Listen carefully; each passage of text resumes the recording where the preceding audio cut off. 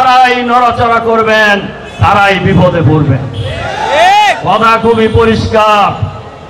আর অন্তর্বর্তীকালীন সরকারের কাছে আমরা আজকের এই সমাবেশে আহ্বান জানাতে চাই, ফ্যাসিবাদের দোসররা যে গণহত্যা চালিয়েছে এই গণহত্যার বিচার অল্প সময়ের মধ্যে সম্পূর্ণ করতে হবে। আপনারা বিচার চান না?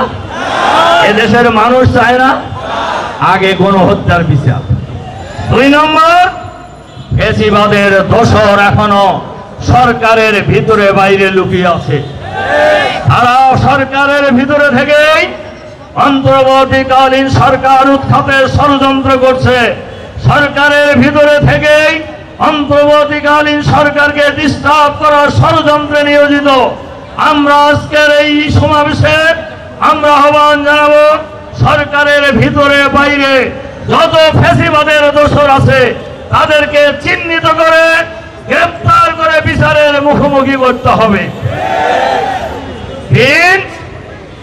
এই ফ্যাসিবাদের বিরুদ্ধে লড়াই করতে গিয়ে আমাদের অসংখ্য নেতা জীবন দিয়েছেন, কর্মী জীবন দিয়েছেন।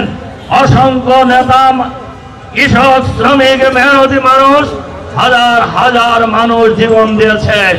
এই জীবন যারা দিয়েছেন তা তো আল্লাহর দরবারে চলে গেছেন।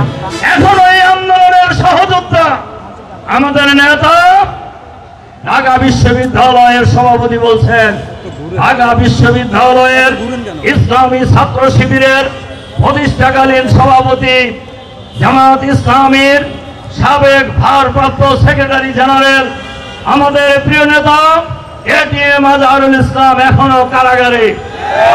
বিশাল সমাবেশ থেকে আমরা অন্তর্বর্তীকালীন সরকারের কাছে আহ্বান জানাতে চাই, অবিলম্বে এটিএম আজহারুল ইসলামকে আপনারা মুক্তি দিন, নইলে যেভাবে